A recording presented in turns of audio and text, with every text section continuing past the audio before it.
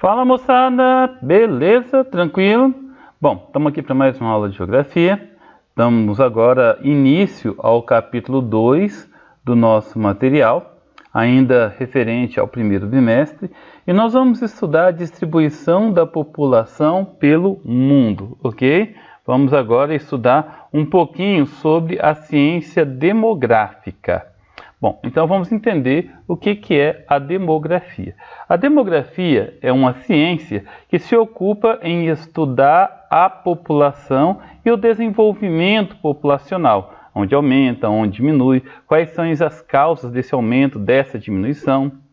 A população ela começou a ser estudada de maneira científica, ou seja, passou a receber o nome de demografia a partir do século XIX. O evento do nascimento de Jesus Cristo é tido como o primeiro estudo oficial registrado da população. Então, é a primeira vez assim, que se tem dados teóricos, que são considerados, é o nascimento de Cristo. É claro que no contexto histórico você vai achar aí, em tempos passados, na era medieval, ou até mesmo antes de Cristo, dados de controles populacionais. Mas o nascimento de Cristo é considerado o primeiro dado oficial. No Brasil, o órgão que se ocupa do estudo da população é o IBGE, o Instituto Brasileiro de Geografia e Estatística.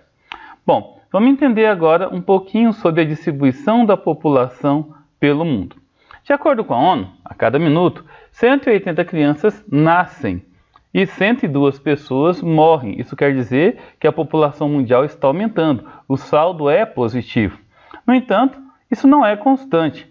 Pode haver aumento ou diminuição da população em função de diversos fatores, como a melhoria nas condições de saúde, o saneamento básico, entre outros fatores. O deslocamento da população mundial também é constante por vários motivos, como a busca por melhores condições de vida, a fuga de doenças, guerras, perseguições religiosas, catástrofes como terremotos, secas e assim por diante, podem fazer uma população diminuir ou aumentar. Uma sociedade diminuir o seu fluxo populacional, ou aumenta ou diminui. Aqui nós temos um mapa que mostra a densidade populacional no mundo. Vocês conseguem perceber, as áreas mais escuras são as áreas onde a densidade populacional é maior.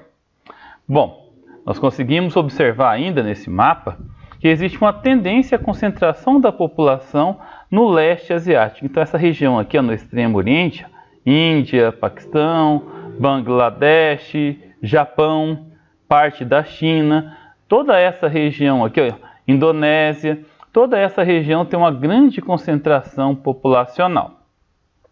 Vamos entender o significado de densidade populacional. Bom, a densidade populacional é obtida por meio da relação entre a população e a superfície de um território. Quanto maior a densidade populacional de um lugar, mais concentrada é a sua população. Aqui a gente consegue perceber que os países com menores áreas, como Mônaco, Singapura, Vaticano, Malta, são países muito pequenos mesmo, se você observar a extensão territorial. Então, mesmo tendo uma população pequena, pouco expressiva, tem uma grande densidade demográfica.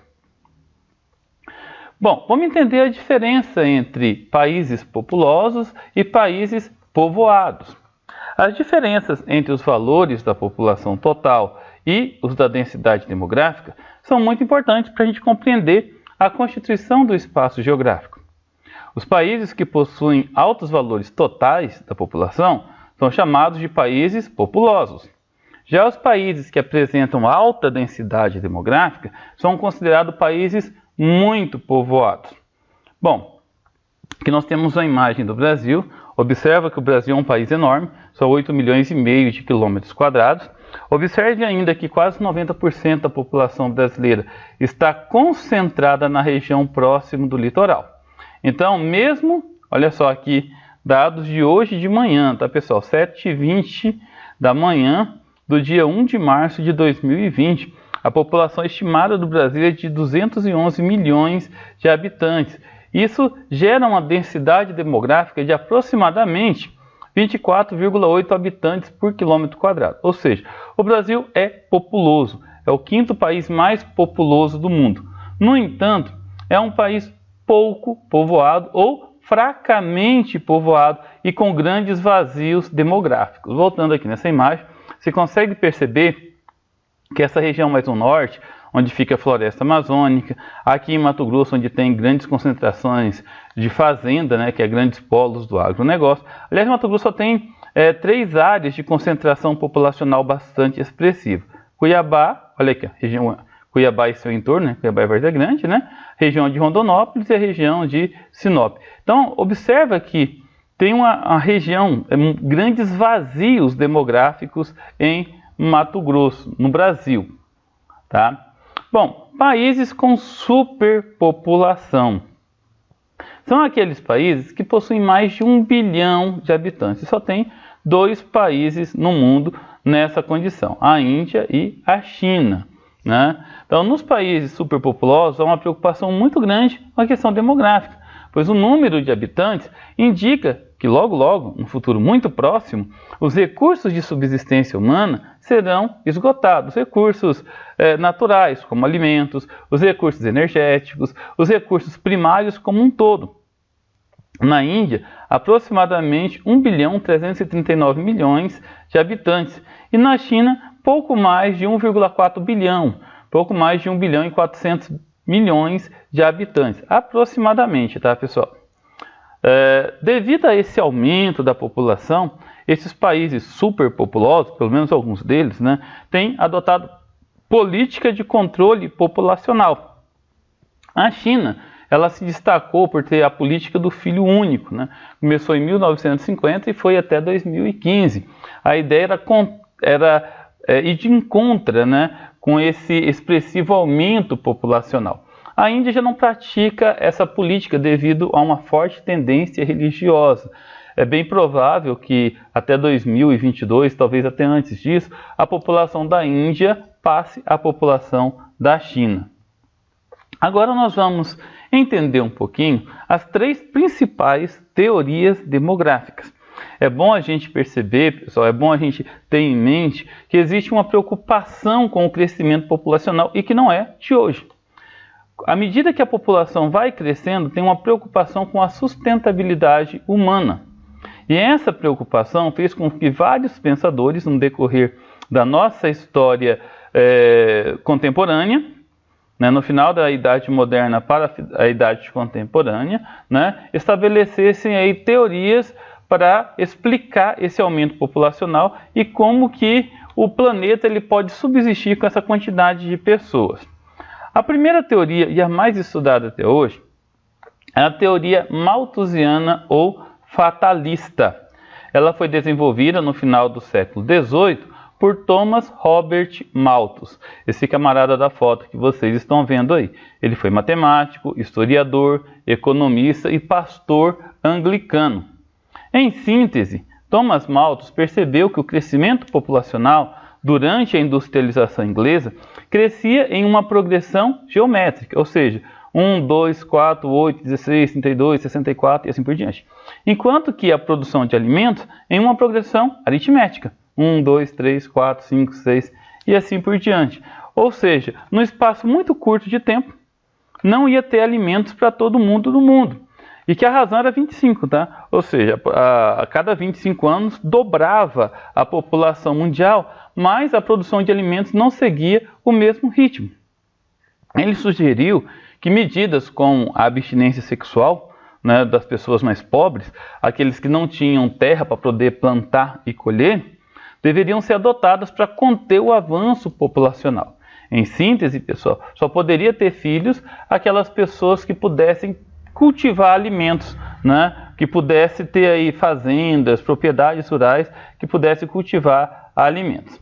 Mas Malthus não previu muitas coisas, tá? Até pelo período em que ele vivia na época, né? O avanço tecnológico na produção de alimentos, né? Os defensivos agrícolas, os fertilizantes químicos, o melhoramento genético dos alimentos, que fez aumentar muito a produção. ele não previu os métodos anticonceptivos ou os anticoncepcionais, os preservativos e assim por diante, o que desacelerou o crescimento da população mundial. Logo no período pós-Segunda Guerra, a teoria de Malthus foi retomada por um grupo de cientistas, principalmente na China e na África, onde cerca de 8 milhões de pessoas no continente africano e quase 5 milhões de pessoas na China morreram por falta de acesso a alimento. Então, poxa, Malthus, segundo esse cientista, não estava tão errado assim. E por isso sugeria uma intervenção direta do Estado no controle populacional. Então, o Estado deveria propor campanhas públicas de controle de natalidade, distribuição de anticoncepcionais e preservativos, estímulo à esterilização feminina, né? As mulheres que têm 2, 3 filhos, já tinham passado os 30 anos, era estimulado aí a laqueadura para que não tivesse mais filhos. Então, o controle populacional, o planejamento familiar era muito estimulado. Aliás, foi com base nessa teoria que surgiu a teoria do filho único lá na China. Então, era tida assim como a família universal, a família perfeita, a família da imagem que vocês estão vendo aí, né? Pai, mãe e 2 filhos no máximo, tá? A teoria marxista ou reformista. Essa teoria que ganhou muita força depois da década de 1980, foi uma teoria que surgiu em oposição à teoria malthusiana. Ela foi baseada nas ideias de Karl Marx. Em síntese, essa teoria dizia o seguinte: o problema da fome no mundo é a pobreza. É a distribuição direta de recursos, de riqueza, é o acesso à educação e aos meios educacionais. Segundo essa teoria, a fome no mundo aumenta não por consequência da produção de alimentos. Muito pelo contrário, que a partir da década de 1980 ficou provado que o homem consegue produzir muito mais do que necessita para o seu próprio consumo. Então, tendo como vista isso, né, propunha o quê? Uma melhor distribuição de renda e um acesso aos meios educacionais cada vez mais constante para chegar a uma família a um controle populacional que viria por conta própria, né? As pessoas mais educadas, mais instruídas, iriam controlar melhor a natalidade, né? Chegando a esse nível aqui das pessoas que têm um nível financeiro e educacional mais alto, né, como consequência tem menos filhos, 1, 2 filhos, né, e as gerações por vir acabam tendo cada vez menos filhos. Bom, pessoal, é isso aí. O resumo, né, dos módulos 10 e 11 trouxe bastante informações para vocês que complementam as informações do nosso material, tá? Espero que vocês tenham curtido, curtam o vídeo, tá? Apreciem todo esse trabalho que eu faço para vocês. Não esqueçam de fazer o resumo, de fazer todas as anotações, ok? Fiquem com Deus e até a próxima, pessoal!